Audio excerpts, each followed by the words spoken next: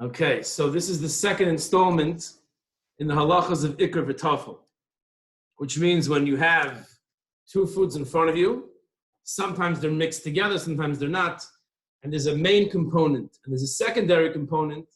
The halach is, the Mishnah says in Maseches Berachos, you make a bracha on the primary component, and the secondary component is exempted from the brachas. The case of the Mishnah we discussed last week at length was the person's eating a very salty fish. And that very salty fish is so salty, the person's mouth is burning.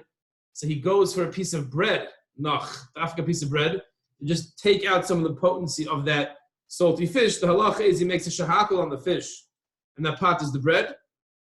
And we paskin, he makes a bar nefashos for his after bracha, for his bracha achroina, and that also pot is the bread. The bread is totally subordinate to the fish. The bracha is made on the bread, on the fish, shahakal and bar nefashos, and that exempts the bread. So we went Berachos last week. Exactly how that works. Is it that the tafel doesn't need a bracha, or it does need a bracha, but the ikar bracha patas? We had a whole long discussion last week, and went through the Ikar Moshe, and that was more of the mechanics, how it works. This week, I want to go through 8 different cases of ikar v'tafel, and try to figure out, the main posik, as usual, that we're going to handle is the Ikar Moshe, or Moshe Feinstein Zatzal. Excuse me.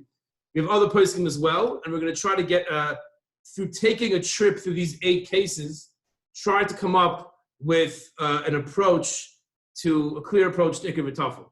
Now, what's challenging is, particularly in really Hilchos Berachos, Birchas Hanan, when it comes to brachas on food, is that we use the same words to describe things, but it might be different. If I say, what's the bracha on schnitzel, well, what does schnitzel look like? Right? You can have schnitzel with no breading. You can have schnitzel with a thin amount of breading that's there just to help it cook better, to give it a bit of a crispy feel. You can have breading that's mamish there to add taste. Maybe it's just like a spice, or maybe it's more significant. So it's very challenging sometimes that even though the poskim are using the words an ice cream cone, an ice cream sandwich that we use, what was the ice cream sandwich in 1965 that Moshe Feinstein is talking about? So that's going to present a unique set of challenges when it comes to these halachas. So the 8 cases, let's just give an overview of what the 8 cases are, and then we'll go through it, Be'ez Hashem, each one. So the first thing we're going to discuss is, Be'ez Hashem, is chocolate-covered peanuts or chocolate-covered almonds. That's number 1. Then we have the ice cream sandwich, ice cream cone. Then we have, number 3 is cereal and milk. Number 4 is cereal and milk with bananas. Well, bracha on the bananas. Then we have chicken soup. After that, with knedlich. I want to discuss chicken soup with knedlich. Number 6 is schnitzel. Number 7 is gefilte fish. And number 8 is southern fried chicken. And we'll have to see what Rav Moshe, what was his southern fried chicken like. And again, these are all combinations. Many of them are zoynis and shahakol, or ha'etz and shahakol, and what's the halach in all these cases. So, without further ado, the Shevet HaLevi in number 1 in the source sheet says as follows. The shaila came in that a person has a meichel, a food that is, it's an almond covered in chocolate. Now, this person wants to eat it as follows. The underlined part in the right box says, Utchila moitzit et ha-shokolad ad shemagia l'shokit v'oichel. Is the classic child way of eating this food is he wants to suck the chocolate first and then eat the almond. We could take chocolate-covered peanuts, a very common food. So this kid, this adult, wants to suck off the chocolate, which is in of itself. Let's say we're going, it's a shahakol. The bracha on chocolate is an entirely different shear. But let's assume now the bracha on chocolate is a shahakol for sure. So should he make a shahakol on the chocolate because he's sucking that off first, and then he's getting to the almond? If he'd be eating the whole thing in one shot, we're assuming now the almond is the ikar, the chocolate is the tafel. Really what you want is an almond. You want a chocolatey almond. So the chocolate's there to give a certain taste to the almond. So I want to eat the main thing is the almond. But let's say I'm sucking off the chocolate first. So then, is that still ikar v'tafel? Because I'm eating it in 2 separate stages? Or do we say it's like one stage? You saw last week that the Ramah speaks about a case where you're about to drink some bitter beer. So you're eating some sweet fruit, to put a sweet taste in your mouth, to then take the bitter beer, and it'll kind of balance out that bitterness. So the fruit is tafel to the beer, which is the ikar. When you're eating the tafel first, what do? Usually you're eating the ikar first. You eat the salty fish, then you have the bread. Here, or at the same time, you have peanut butter on a cracker. Here, in the case of the Ramah, he's eating the tafel first, then the ikar. So the Ramah said make a shahakol. Mishmur says stay away from it, right? So this person asking a question, if I'm sucking the chocolate off the almond, then I'm eating the almond, is that a shaila of eating the tafel first, or is that one achila? To which Rav Vosner responds, and there's two nakudas, two chidushim in Rav Vosner's answer. We're going to focus on both. He says that for sure that's considered one achila. If you're sucking off the chocolate in your mouth and you're eating the almond right afterwards, that's called one achila. What's his proof? His proof is in the left box, around 5 lines down. The fact that poskim don't differentiate. The poskim talk about eating the chocolate first, then eating the almond. That's called eating the tafel first. But putting one thing in your mouth and sucking off one part, the poskim don't make that distinction. Therefore, there's no distinction. It's considered one achil. That's chiddush 1. Chiddush 2 in Rav Vosner is, but of course, if a person is just going to suck off the chocolate and he's going to spit out the almond, he's not going to eat the almond. As chatani mazkar yom, when I was a little kid, and I go to usually it's an older person's house, and you see like chocolate covered, what I see the chocolate, to take a bite out of it, it's a chocolate covered raisin. There's always a disappointment that, my generation, we don't like, many of us don't like chocolate covered raisins, and it's not exactly, so I would suck the chocolate and get rid of the raisin. So if a person's doing that, then for sure he makes a shahak on the chocolate. If he's not eating the ikar b'chlal, he's sucking off the sugar and throwing away the almond, for sure he makes a shahak. But, says Rav Vosner, if he's boila mipnei bal kashrus, let's say his entire interest is only the chocolate. The only reason he's eating the almond or the peanut is because it's bal tashchis, or it's not becoming to spit out the almond, right? El shabal mipnei bal tashchis, because then nita loimer gamkin da shokol ikar le'inyan zeshet sarich levarach v'adayin sarich l'ayim. Says Rav Vosner, let's say you're eating the almond, right? And this is a very classic case. A person he buys, or he goes to his house and they serve him peanut M&Ms, right? So, or you get an almond with a chocolate-covered almond. Now, Lamaisa, I like chocolate. You're serving me a peanut covered in chocolate. You're serving me an almond covered in chocolate. And then my interest is just in the chocolate. And I'm only eating the almond because it happens to be there together. I'm not going to spit it out in front of company, even by myself, and it's baltashkas. Then Zakar Vosner, it seems the bracha would be a shahako, Valadain Sarachin. He's not 100% sure. But if I have no interest whatsoever in the ikar, so then the halacha is, it seems, you make a bracha on what's called the tafel. I'm actually thinking now, we're going to see this might be some of a contradiction to a later truth that we'll see in the next show, later we'll quote by Schnitzel. But he's saying like this: you have chocolate, which is a tzipui. It's a covering on the almond. Clearly, the almond is the ikar. But if I'm only eating it, so it shouldn't be about tashchis, I shouldn't waste it. So then the bracha is going to be shahakol because the chocolate is the ikar. That's what he says. Right, but the chocolate's the ikar. I mean, he's not going to make. The question is, it's unclear. What bracha would he make? Does he make a bracha on the almond? This yid, he's only eating this chocolate almond because he wants the chocolate. So we're for sure saying that the chocolate is the ikar, and he makes a shahak on the chocolate. But does he make an eitz on the almond? The words of Rav Vosner are, because then nita lomer gamkein da shokolad ikar. He says gamkein. The chocolate is also the ikar. But the also could be going on. It's not clear if he would say that. It's one thing to tell me that the chocolate's the ikar, you make a bracha on the chocolate, and also on the almond. It's another thing to tell me that b'chai gavna, because the almond is not being mishamish the chocolate, it just happens to be there. If there's food on the table and you're eating because you want to go to waste, you make the bracha the haru'uyah on it.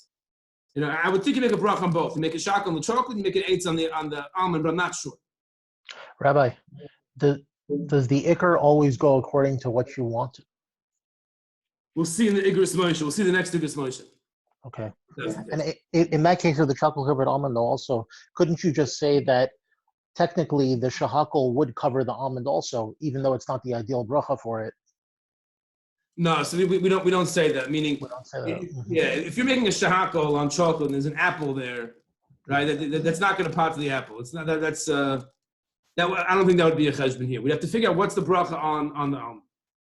But the truth is, I mean, we don't need the Rav Moshe. I don't think for your question. After I think about it, that it goes after the person's preference. Meaning, a person who loves almonds, he wants a chocolatey almond, is making an eitz. And a person who only wants the chocolate is going to make a shahakol. Definitely, Ikar Vetafel, to a large extent, is based on a person's mindset. What does he deem to be the Ikar? Unless you're talking about a case where you have like a fruit salad, it's made up of eitz and adama, we go after the majority in that case. But here, where he's not interested at all in the almond, no, but the almond's not going to become the tuffle, right? Because the almond is still a thing by itself. The almond is not tuffle to the chocolate. He wants the chocolate. There's an almond attached to it. That doesn't make the almond tuffle. So we'll see. The fact that it's two different achilas, eats the chocolate first and then eats the eitz, would make a person think that you make two brachos.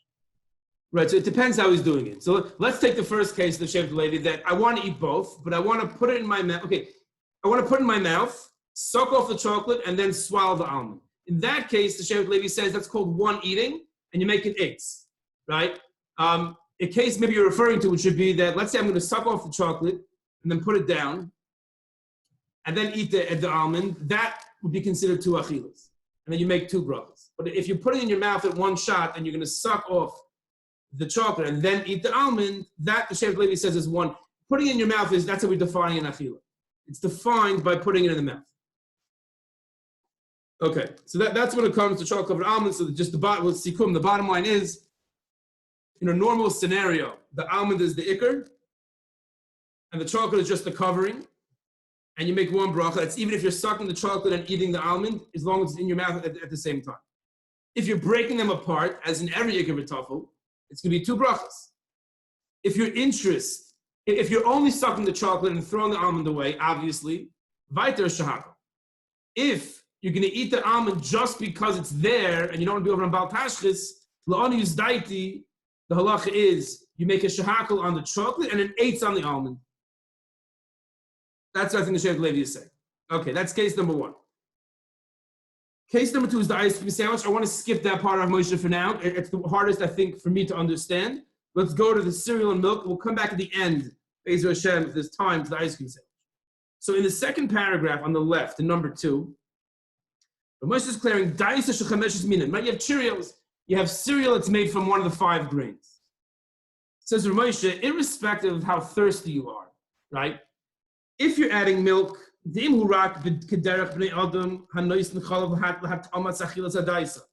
you're adding milk like most people do, just to give it a good taste, to give the cereal a good taste, even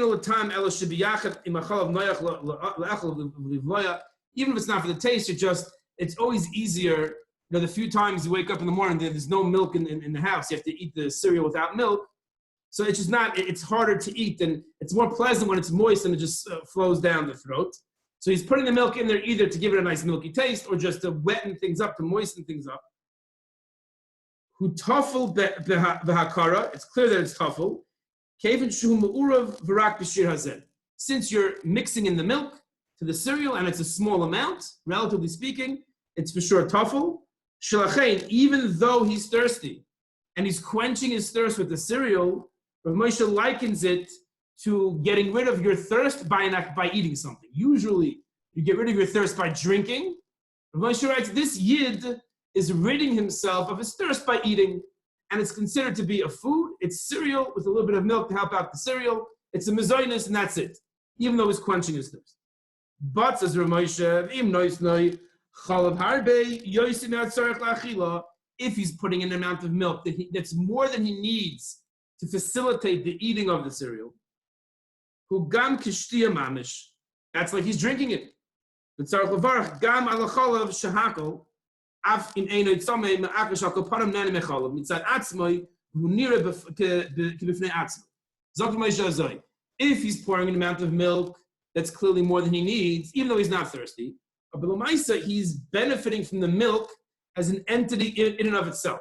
It's not just there for the cereal. So you have two foods in front of you, right? If you have an apple and you have melon, that's an adama, so you make an eitz and an adama, right? So Rav Moshe writes, if you put the apple and the melon in one bowl, a piece of apple and a piece of banana, you make an eitz, you make an adama, right? That's what you do. So the same thing over here. When you have a lot of milk, you have in one bowl, you have milk, and you have mezuzahs, you have cereal. So therefore, it's going to be two brachas. That's what Moshe writes. Okay, so that depends how much milk you're putting in there.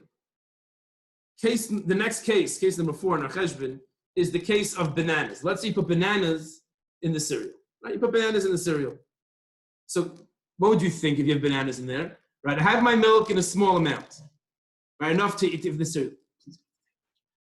I have my milk in a small amount, and I put some bananas on top also.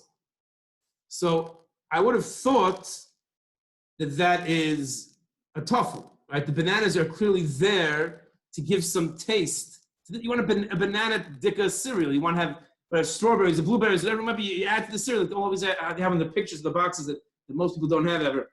But it's there to help the cereal, I would think. Moshe writes, no. Bananas, they're pieces. Ein shayachim klal l'daisa. They have no connection to the daisa. Af shenimtzu biyachad, even though they're in the same bowl. You have to make a separate bar priyadama on the bananas. Val tzukar, but on the sugar, if one who adds sugar to his cereal, ein levarach klal, shudavar hanimoyach v'batal. Sugar, even though also, I guess, Moshe is writing on some level, it's like its own thing, but it dissolves in the milk and becomes nullified. And it's just considered to be another ingredient, a chelik of the cereal. So milk in a normal amount is bottle. I make a mezainis. Banana, Moshe is comparing it to a piece of apple and a piece of banana in a bowl. Just because they're in a bowl doesn't make it Ikar Vetafel. So Moshe is viewing the banana as being a separate entity, requiring its own bracha. Rabbi, what exactly is the difference between the milk and the banana in this case? I mean, the banana is not really being eaten as a separate entity either. It's really coming to enhance the taste of the cereal. So here's where this gets tricky, right? Mm-hmm. And it really hits on your question before on how much of this is subjective. Beauty is in the eyes of the beholder. So how much of Ikar Vetafel is in the eyes of the beholder? So Eli is timing that in his mind, when he has bananas in the cereal, it's there just to give that flavor to the cereal. That's what it's there for. Although you can tie on that, it depends how big. Rav Moshe writes chatichos, that they're pieces. Rav Moshe sounds like if you would chop up the banana, or if you would blend it and then add it to the cereal, then it's bottle. Very small pieces. That's what I'm trying to see the difference. Like even if you would get the cereal and the banana, then it would also be bottle. Imagine you have like 4 slices of banana in the cereal, and it's hard to hear that's coming to the mishamash. I mean, I'm thinking whether I ground up the banana into mush and added it to the cereal, or I left it as slices. If I'm using it for the same reason, in my mind, it's just there to help give a little bit more taste to the cereal. But technically, even though it might look different, my kavana behind it seems to be exactly the same. It's just a different form. Right. So if that's one's kavana, then I would agree with you. I guess if Moshe is saying that putting a few pieces of slices of banana in a cereal, where you're going to get the spoonfuls with banana, will be volume-wise majority banana, and every other spoonful, so you can have out of your 30 spoonfuls, 27 are not going to have banana. And the 3 that do, it's almost just banana. So that's what I'm guessing. Again, this is the challenge of learning this, right? That I'm guessing that after Rav Moshe, that's what saying chatichos, saying pieces, because in his mind, it was too, his lashon is a very strong lashon. Ein shayachim klal l'daisa. They have no connection to the daisa. Now, is that a statement of fact or is that opinion? Right? The fact that pieces of banana are so distinct, even if a person had a kavana I'm just eating banana to augment the flavor of the cereal. The fact that it's so distinct, not only visually, but as you were describing, the spoonful being majority banana, such a distinct flavor and such a distinct differential from the cereal that it's an independent taste, an independent bracha, as opposed to the sugar. But yeah, you taste the sugar, obviously, but you can't differentiate where it is because it's mixed in with the milk. You can't say, oh, that's a grain of sugar. But the banana, it's so distinctively visualized that even if you have a kavana, the visualization and the taste would override that kavana, is what I hear Ramosha saying. Right, so I think that's definitely a possibility also. In other words, let's take another similar case. Let's say you have, like the case before. You like eating apples and bananas together. So you slice an apple into 4 pieces, and you put a banana into 3 pieces, and you take 3 bites of apple and then 2 bites of banana. And you just like going back and forth. And when we say that's Ikar and Vetafel, let's say you like having the banana when you eat your apple. We're not talking about you diced up a banana and you smear it on the apple. We're talking about a piece of banana and a piece of apple. So we only find, it's interesting, I'm realizing now, we only find that interplay where one food is helping the other food when you're eating them separately, when we're talking about bitter or salty or very sweet, right? The Gemara talks about peiros ginois, you have very sweet fruit that you eat fish afterwards to take out the sweetness, or very salty fish that you eat afterwards bread to take out the potency of the salty fish, or a very bitter beer that you're having some sweet fruit to neutralize that. But stam that I like eating a banana and then the apple after the banana, because then it's a little banana-y, like we don't find that that's called Ikar Vetafel. In other words, if you're going to slice them into small pieces and put them into a cocktail together, so that's a different story. That's what the Mishnah spoke about last week, and you may go after the majority or after the one you like, depending on the whole sugi over there. But here, like Dr. Berman is saying, that if you have pieces of banana and you have pieces of cereal, and you like going back and forth, that's not considered Ikar Vetafel. I think that is Rav Moshe's kavanah. I think that's what he means. But it's not mukhrach. The shaila would be then raisin bran, right? Rav Moshe is talking about you're cutting bananas into a cereal. What about raisin bran? When number one, it comes together. I mean, they make it like that. It's not like you're just cutting. And I guess raisins are smaller, right? Raisins are smaller. And the zikr part of the hana is the bite of the raisin with the grain, with the cereal, with the bran. It's zikr a combination. What are you talking about? So would you say then, in the case of the banana and the cereal, if the spoon of cereal that I'm taking with the banana is not majority banana, but let's say I took the spoon and cut off a piece of that slice of banana and I took cereal with it together, and now maybe even majority of that spoonful is cereal, would that be different?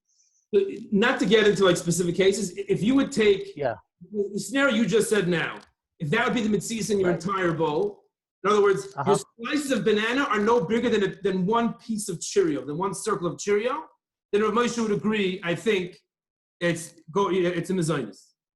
Right? If the whole bowl is like this and one spoon is like that, that's already leaving like those cases aside. But if it's chatichos of banana, it's a separate bracha. If not shredded, but if it's much smaller and it's mamish sumished, mixed together, then I think it would be a mezainis. But the raisin bran would be a similar. That would be like your case that you just gave now of banana. That the raisins are small. In every spoonful, the vast majority you're getting a raisin also, at least one raisin. So there, maybe Rav Moshe would say the bracha is mezainis. Especially if it's being marketed like that and they're selling it as raisin bran, it's much harder to taina that it has no connection. Okay, so that's a shaila. It's also, okay, this is something that, Hilchos brachos is complicated. So we have the banana present from Rav Moshe, and we're wondering if the raisin bran is different. Which I think it would be. I think the bracha would be just the mezainis. I think the minhag olim is just the mezainis on the raisin bran. Next case in Rav Moshe, listen to this. This also is surprising to us, to me at least. Marek shel tarnagel, chicken soup. Im kuftois, with knedlach, with matzah balls. Right? V'chadoyme, mimina mezainis. You have mezainis dika matzah balls. What bracha do you make on the soup? So, if we could be, we'll go, let's forget, let's not go to Moshe yet. Let's just think. It sounds pretty much like the bananas in the cereal. But especially, I don't know how, in my house at least, my wife makes the matzah balls she makes it separately, and she cooks her soup, and she adds the matzah balls to the soup. So it's not like it's made together. It's not the raisin bran. It's not made together. It's two entities that come. You put them together, and you serve it. So I have three mezainis balls in this big bowl of soup. The majority of my spoonful, when I cut the matzah ball in 2 or 3 pieces, that spoonful is vast majority matzah ball.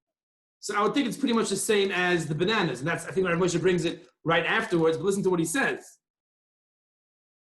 Mevarchin bar minei mezainis ala kuftois. You make a mezainis on the matzah balls.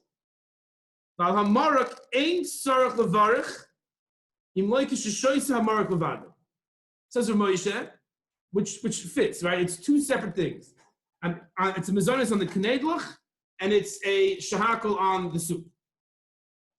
I'm assuming if you have, he doesn't talk about the carrots and the other vegetables you have in the soup. They're bottle, they're tafel to the chicken. The main ingredient is the chicken. The chicken is a shahakal. The vegetables are tafel. They're just there to give taste to the chicken soup, to the main one. You make a shahakal on the mark. Avol says Rav Moshe, Yoser toiv le'echol biyachad u'levarach rak bourbon and mezainis. It's better to make sure every spoonful you have some knedel, you have a little bit of the matzah balls, and only make a mezainis. So that indicates to us that Rav Moshe's topic, to him, bananas and cereal, no shaykhs to each other. Chicken soup and matzah balls, it could be the soup is tafel to the matzah balls. So while the halacha is you make a mezainis in the matzah balls, you make a shakal on the soup, if you can, it's better to have a spoonful, a little bit of matzah ball in every spoonful, and only make a mezainis. So Rav Moshe sees a connection, the matzah bowl to the soup more than the banana to the cereal, even though physically, I think it's the same thing. So I think perception is playing a role. Rabbi, I'm having a hard time understanding this one. In my mind, at least, when I'm eating matzo ball soup, to me, the main thing is the soup. And I might enjoy matzo balls very much, but that's simply like a topping on an ice cream or something. Like it's just an addition to the main dish of the soup that I'm eating. If that's the case, how could I see the matzah ball as the ikar and then make a bracha only on the matzah ball if I'm eating it together with the soup? Well, okay. So the truth is, for that we have to wait to the next few Mar Makoimis where we discuss mezainis is different. Mezainis will have a status of ikar where other things won't. That might answer your question. So we'll wait till we get to that and then we'll see. The Emma says when you eat a matzah ball, even if it's cooked initially in a separate pot, then added, a matzah ball absorbs liquid, even if it's previously cooked. So there is some interaction between the liquid and the flour and material, whatever it is, of the matzah ball, so that it's almost impossible to make a distinction. I think with the bananas, even though it's resting in milk and resting on the cereal, it maintains a distinct physical characteristic. The matzah ball does not. Even if it's cooked separately, when it's put into the soup, it absorbs that chicken flavor and everything else, even though it's previously cooked. So you can't make a distinguishing, even though physically they look separate, but the taste and everything else mishes together, and you can't really distinguish them like you could a banana and cereal. Right. So that's why I say, just to prevent complication, you eat a piece with it. I'm sure, as you said, when we get to mazonas, the fact that mazonas is going to be an ikar almost all the time, that's part of it. But the fact that it always has the flavor of the chicken soup, no matter what you do, that's the mission that he said is not there with the bananas. Right. So I think that is true because I have in the past tasted matzah ball before it went into the soup, and it's a completely different experience. If you take a matzah ball that was from the pot of matzah balls, you eat that, it's not going to taste nearly as good. The ganze geschmack of the knedel is what it's sitting in, even though it's a kli shlishi already, but the maisa, it's a hot chicken soup, and it gets into the matzah ball, and it's a total different experience. The matzah ball that was in the soup, and the matzah ball that was it's chicken soup with matzah balls. It's not, you put a banana on top of a cereal. I think that's a good distinction. Right, Rabbi, I agree with what you're saying, but so the way you just described it, it seems to me, at least in my mind, that seems like the matzo ball is a very tuffle-dick thing in this scenario here. Right. So we're going to see that when it comes to the Zionist, even though it's like the minority, if it's there for taste and to fill you up, it gets the status of an ikar. That's why it could be that Rav Moshe is giving more chashivas to the matzo ball than he is to the banana also. It could be another reason why he's doing that. But again, the Nakuda we're trying to draw is that Rav Moshe is writing that bananas and cereal ain't shaychus klal, they're totally separate. It's two foods that you physically put one on top of the other, but it's two separate entities. Whereas the matzah balls and soup, Rav Moshe is saying it's one entity. Once it's one entity, so then Rav Moshe is saying that the matzah balls are the ikar because they're mezainis. If the matzah balls are made from let's say, not a shahakal obviously, but if it's made, let's say it would be an adama, let's say it's potato matzah balls that are an adama, it could be the bracha would be a shahakal then. I mean, what Eli is saying is that the soup and the matzah ball, the soup is the main thing. Like you're eating soup and you have something floating in there. The ikar is the soup, which is true, except for the fact the matzah balls are mezainis. So once they're there also to fill me up and for the taste, they become the ikar, as we'll see in the next part of the sheet. It seems to me like what you're describing right now is that most of the time your kavana is what really determines what's ikar and tafel. But in the case of mizonos, there's an exception that mizonos overrides that, and that becomes the ikar. Is that the rule, or is that not correct? That is correct. That is correct. Okay. Yeah. I mean, I think, just to clarify that point, I think that the first thing we have to figure out is it one entity or two entities, right? So that's what Moshe cereal with milk. It depends how much milk, whether it's one or two entities. If it's two entities, there's no ikar v'tafel. There's two separate things here, right? So milk, it depends. The banana to Moshe is pashut, it's two entities. The kanedel is pashut, it's one entity, right? So the first step in every ikar v'tafel shayla is to figure out, is it one entity or is it two entities? Once we decide it's one entity, then the question is what's ikar and what's tafel, and that's where the mezainis kicks in. So let's very briefly on page 2 look at two Gemaras and Berachos, and then we'll get to the machlokes of Aposkim is we're going to have two precedents on two sides of the spectrum with many cases in between. And the question is, the cases in between, where do they go? We attach them to which precedent? So it says the Gemara in Berachos and Avram Vav and Beis. The Gemara says, without getting into the entire case there, Rav and Shmuel say, they both agree and they both say, Kol sheyesh boy, any mixture, any dish that has from the 5 grains in the dish, the wheat, barley, spelt, oats, and rye, in that dish, and all the commentaries learn, even if it's the minority, if mezainis is one of your ingredients, the bracha is a boirei mine mezainis. That's the bracha. Even though normally we spoke at the Mishnah last week that says we go after majority, mezainis is different, it's chashuv, and therefore it's always going to be the ikar. That being said, the Gemara in Berachos, Naflamet Tesam at Aleph, brings a certain case, Tafshil Desilka, some leek cooked dish, where there the Gemara says it's a combination of mezainis and silka, and this vegetable.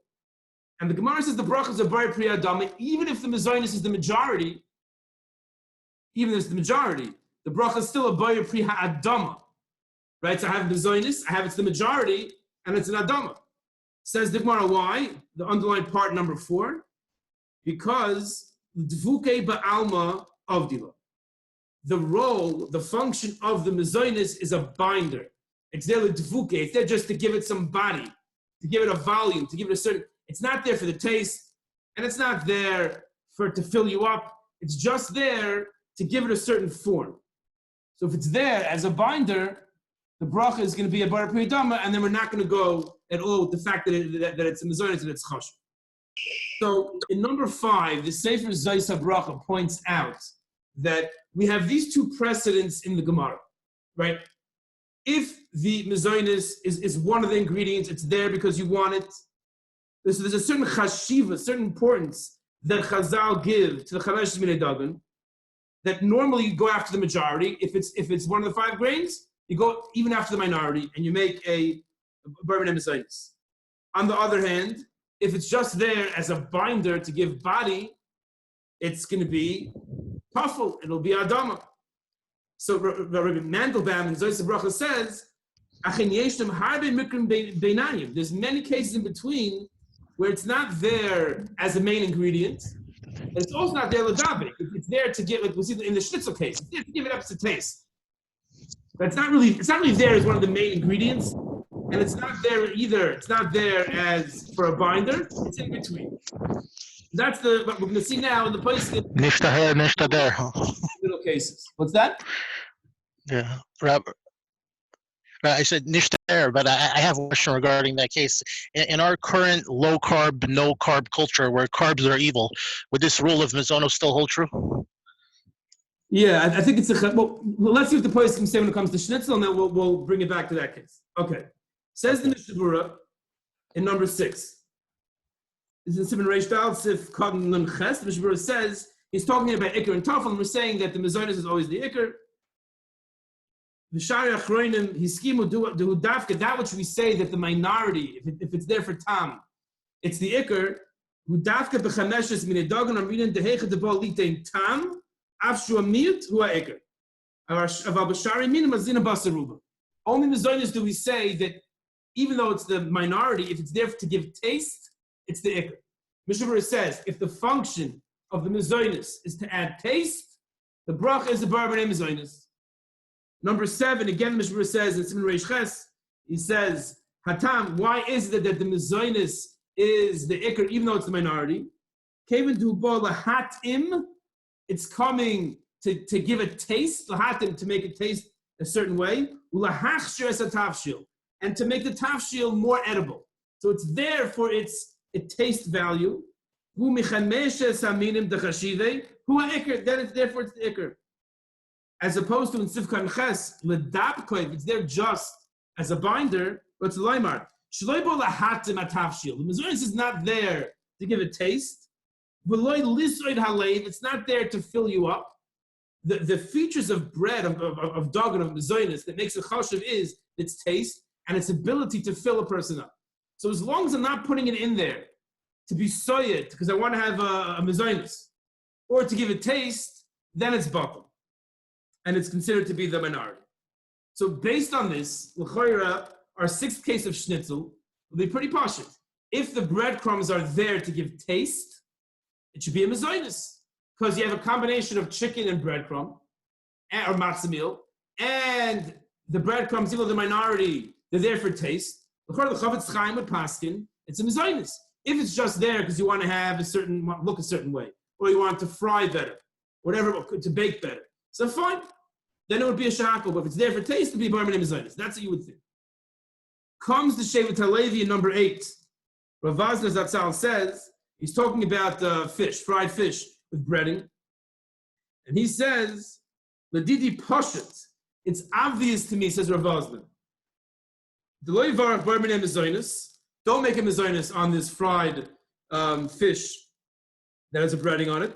Berachos rak shahakal. The afal pisha and ladabik, even though he agrees, the role of the Mizonos is not just to hold it together. Mikomakum davar mitsupa, you're talking about a covering over something. You're talking about you're putting a lining of breadcrumb on top. Mavarach kibirka sa'ikar v'loy kitzifu. Rav Vazner is saying that objectively, if the Mizonos is just covering the schnitzel, then for sure the Ikar is the schnitzel. The Ikar is the chicken. In other words, that which the Gemara says, that the Mizonos, even though it's the minority, it's the Ikar, that's not halacha Moshe Sinai. That's not Xeris HaKasav. That's Chazal telling us that we know people, and this gets back to Eli's question before, we know how people think, and we know that Mizonos is very chashuv. So if it's 35% dagon, grain, and the rest is shakal, the grain is still the Ikar. Says Rav Vazner, but let's say I have an objective proof that the grain is tafel. It's at sifu, it's a coating. Where do you buy breaded schnitzel? You buy that in the bakery or you buy that in the butcher, right? It's in the chicken section of the supermarket, or you find that with the baked goods that are frozen. I don't know. You find that with the chicken, right? It's objective. We know that chicken is the Ikar. So there's no Xeris HaKasav that grain is the Ikar. Just the fact that it's the minority, 9 out of 10 times, or minastam more accurately, we'll assume that's the Ikar. But if I have a proof, if it's in the form of a coating, if it's sipui, zok Rav Vosner, even if it's for tam, the bracha is a shakol. That's what Rav Vosner says. So let's skip for a second to the Rivay Ephraim, because I have number 9, the Chuvas Van Hagel is talking about gefilte fish. But let's first go to the River to Rav Ephraim Greenblatt, who brings Rav Moshe Feinstein on Schnitzel, because now we're handling the Schnitzel with Rav Vosner. So on page number 3, number 10, Zok the Rivay Ephraim, and it's very geschmack because this whole Chuva is bringing like a lot of playskin, Rav Henkin, he brings a lot of different playskin. So he quotes here a Yedidi Reb something Fanfil. Hoisif liba zedvarm. He added things for me on this. Reb Shmuel first, Nishmasa Yormi Chicago. Reb Shmuel first, Zayin Gesund Stark, one of the big places in Chicago. Amar Li, he told me, Shahagram Feinstein, it says here, Shlita Zatzal, Amar Loi. So it first says that Rav Moshe told him, if the coating, the mezonus coating on the schnitzel is there for taste, az mevarach a boyrei mine mezonus. Make a mezonus, which is kimat word for word the Mishnah Berurah. Parentheses, listen to this. The loy Moshe nitfas b'shmoi b'kuntris hanal. Not like Rav Moshe is quoted in a sefer, in a kuntris, in someone's ksavim, right? So already you see that there's unclarity what Rav Moshe held. But if you're putting on the coating that it should fry better, then you make a shackle.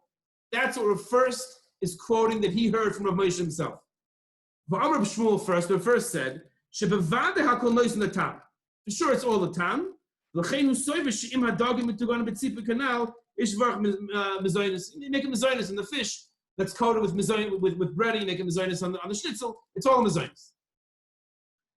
Says Rav Shmuel first about southern fried chicken, also known as southern fried chicken. Sheish harbe basar, where there's a lot of meat. Again, he's making an assumption. He's assuming a certain mitzias of the southern fried chicken. Yesh levarich boyer mini mezonus al hatzivoy. You make a mezonus in the breading. Ulevarich shahakal al davar acher liftor abasa, and make a shahakal on something else. You have you have an orange juice. You have some other shahakal, something, a piece of chocolate, let's say, assuming it's shahakal. So make a shahakal on that to part of the meat. Why? Yesh says suffik in kol abasa ton litzivoy. But first is not sure if in southern fried chicken it's the same relationship. In schnitzel, so you want to eat every piece of chicken with the tzipui of the mezonus. In southern fried chicken, there's so much meat, there's so much chicken there relative to the tzipui. Shmuel first is not sure if like all the meat is meant to be eaten with the tzipui. So he says it's a suffix. For sure you make a mezonus on the tzipui, on the coating, and it's best to take something else, make a shackle on that. If you're thirsty, have a water or have a soda, and then you pater your suffix on the meat. That's what. First, just give me a second. I just want to get to Rav Moshe Mordechai Tendler's pshat Rav Moshe. That's what first says Rav Moshe finds. Later on in this tshuva in the Rivay Ephraim, Ulubasoif Sha'alti as Mordechai Tendler v'ana b'shem Zikein Harav Agon Moshe Feinstein Shem Roitzel Echel Kemach. If you want to eat the flour, if you want to eat the mezonus part, Az b'chosav b'rmin mezonus. Bracha cheres al abasa. Zokt. Now I'm assuming, he's talking about schnitzel, not about southern fried chicken. He's talking about schnitzel.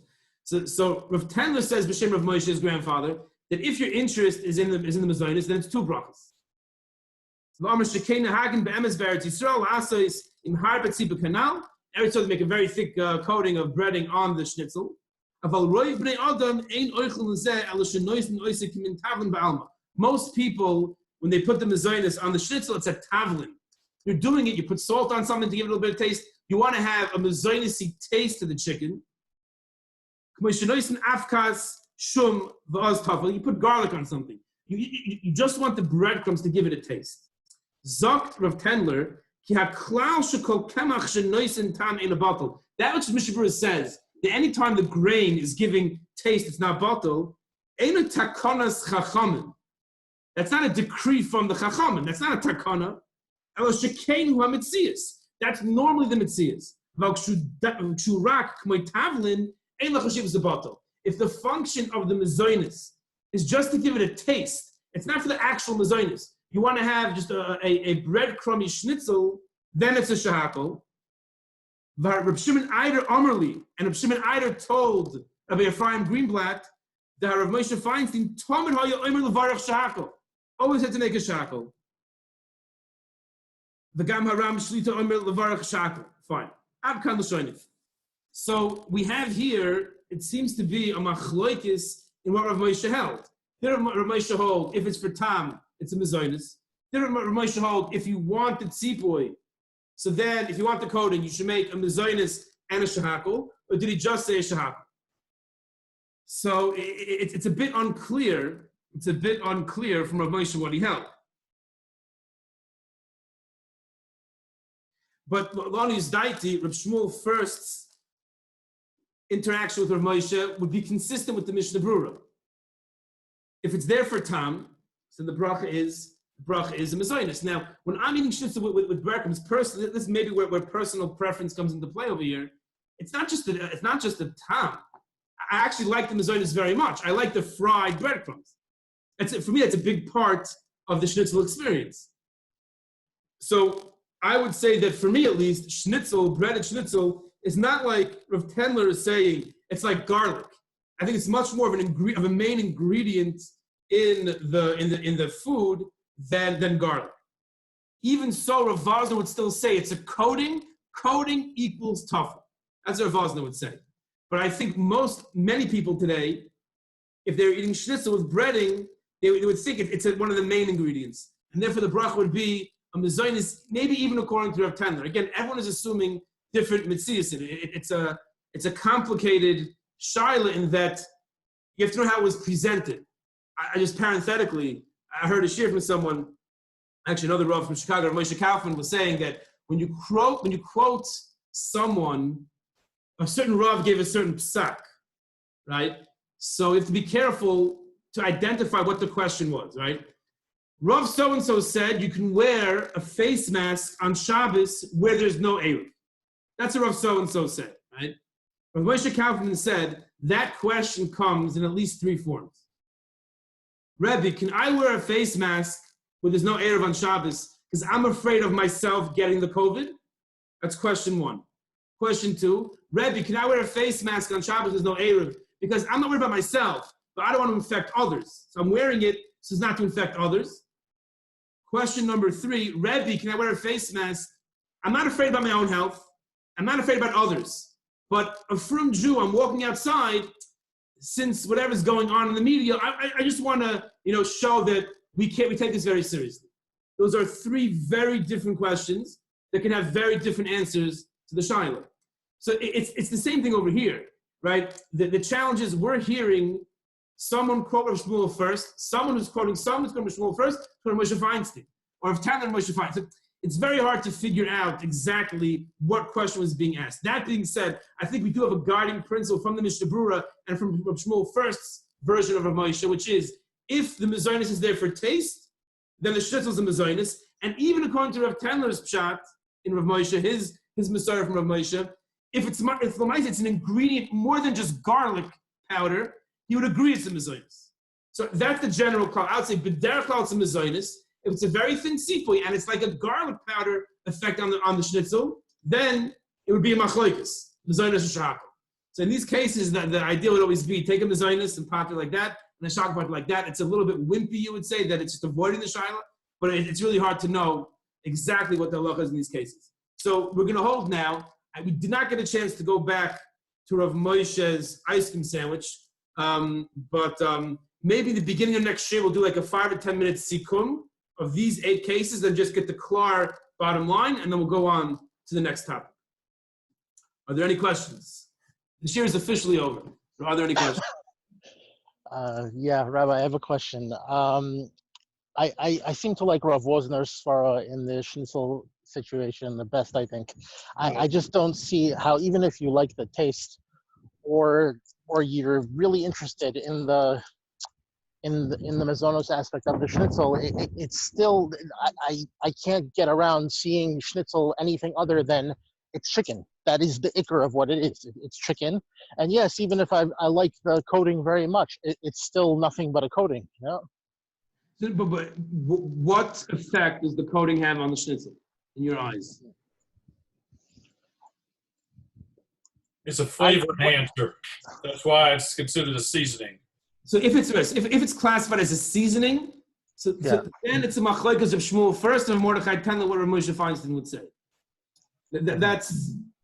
See, because you made a statement that you really enjoy the fried breadcrumbs.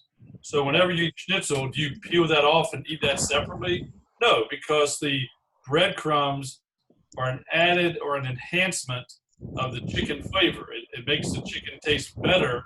It's an enhancer, similar to salt and pepper and garlic powder. That's why I was worded that way. The difference, I will tell you a secret, that when no one's looking, I will go over to the pan and take some of that just the mazonis that's left over. That's different than when you're eating the schnitzel. Well, when you eat the schnitzel, you don't peel it off. I don't peel it off because I want it together. That doesn't mean that it's tough, right? But put it together because it enhances the flavor of the chicken. Be honest with yourself. I think it does more than that.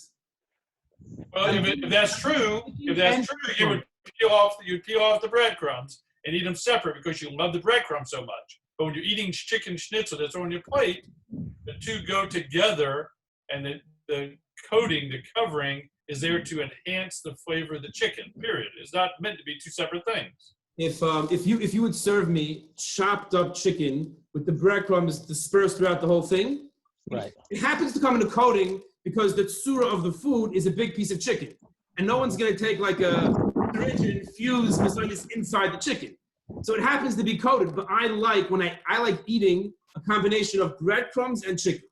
Exactly, because it enhances the flavor of the chicken. It's more than enhancing the flavor. It's like the banana. The reason they talk about Southern fried chicken is because the geschmack of Southern fried chicken is the crust. It's made in a certain way to where the crust is an independent delicacy other than eating it with the chicken. And a lot of people will eat the crust first and then eat the chicken. So it's a very distinctive way of preparing the chicken. Schnitzel, unless it's a batter, but if it's just breadcrumbs on the schnitzel, it's a small amount. It's adherent to the chicken, and whatever flavor the coating has is there to enhance the flavor of the chicken. Ask your wife; she'll tell you the same thing. It could be that's the intention of some people who make it. But when I'm eating it, I'm looking for the piece that has the thickest mazonis, the thickest, and in a sense, it even tastes better than the chicken.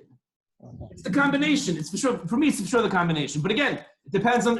It's not the beauty, the brachas in the eyes of the beholder. So if it's taka like a flavoring, like a seasoning, so then it's the machlokes of Shmuel first and a Mordechai Tendler. Yeah, but you're basically giving a proof to what I'm saying. What? You're saying that you like the two together. You like the two together better than either one independently. Why?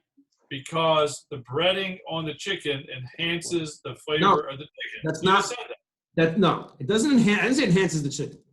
I like the combination. I like the combination of breading and chicken. Others, it sounds like you hold that the breading enhances. That's great. Uh-huh. But for me, I like the combination. Physically, it happens to be on top, because where else are you going to put it? Right here. Mix it inside and make a hamburger.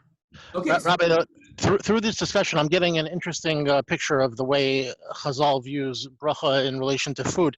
In my mind, I'm sort of thinking of it as, why do we eat food?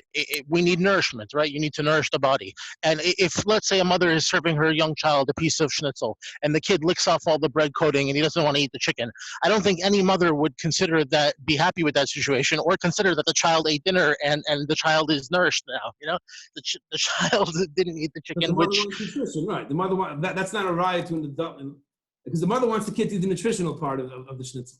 Right, exactly. So it doesn't seem like we're viewing brachas in relation to food as anything having to do with nutrition whatsoever. It's just more of a matter of preference and taste.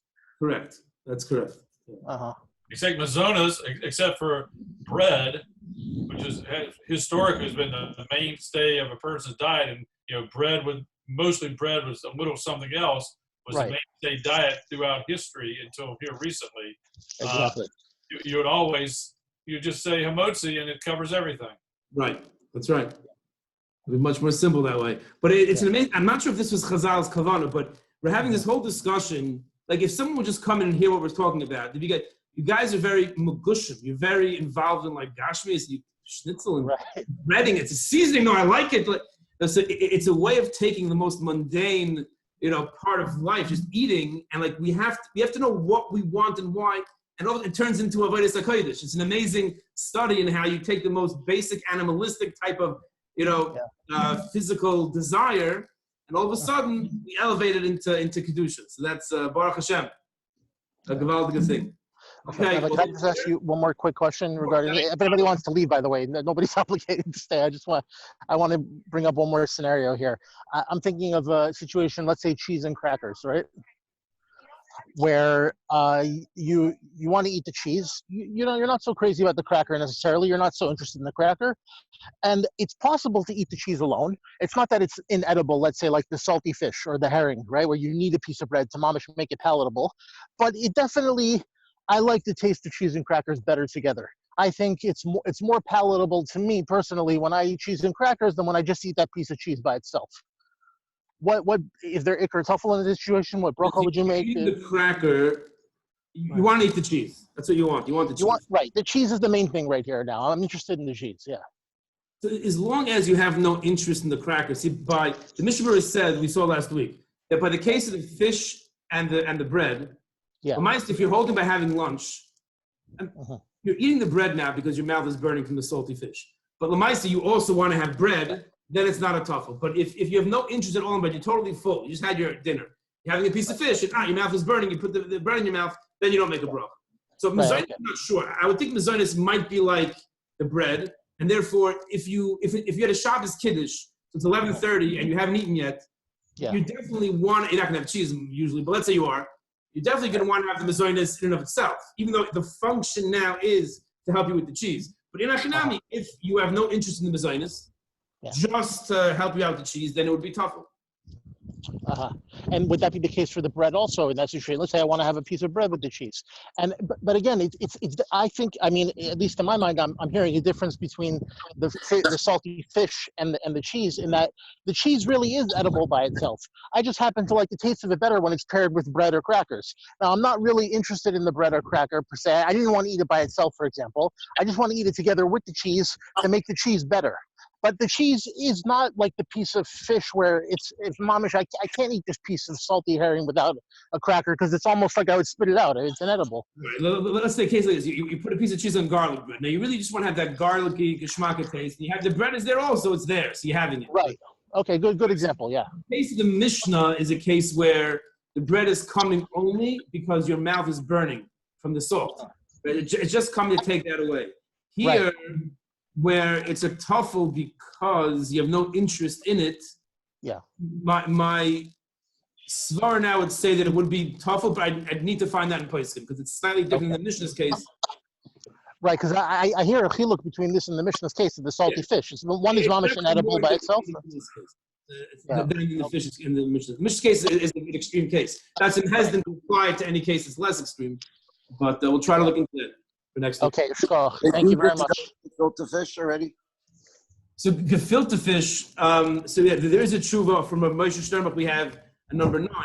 The case there is, Moshe Sternbach writes that gefilte fish, the mazonis component is there just to give it a body. It's not for anything else. The majority is fish, and it's just to give body. His shayla was in Eretz Yisrael where they add some more mazonis, more breadcrumbs into the fish, because it's a big chassid, they want to save money on the fish.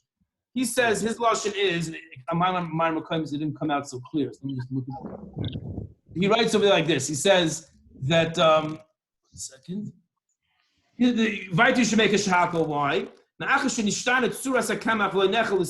since you can't even tell to the untrained eye, you won't even see any flour in there. Yeah. And it's not being eaten for sphere. You're not eating because you want to fill yourself up. And the toyar, it doesn't look at all like that. And number 4, shmoy mechiach of the nikra gefilte fish. It's called fish. It's not called like a fish pastry. The rule the nikra fish. Number 5, he says, what are the 5 things? It has no tsuras kamach. It's not being eaten for severe to fill you up. It's totally changed. The name is fish, and the majority, the main ingredient is fish. Then you don't make a mezainis. You're eating fish, and the mezainis is buck. I think it's also a binder in that situation, maybe too. No. Even if they're putting in more because they want to save money on fish, but it's not there lisoid. It's not there to fill you up, just to like help out the liyapos hadag v'chadoyme. Therefore, he holds. Okay. Thank you. Okay, Shtakai, have a good night, everyone. You too.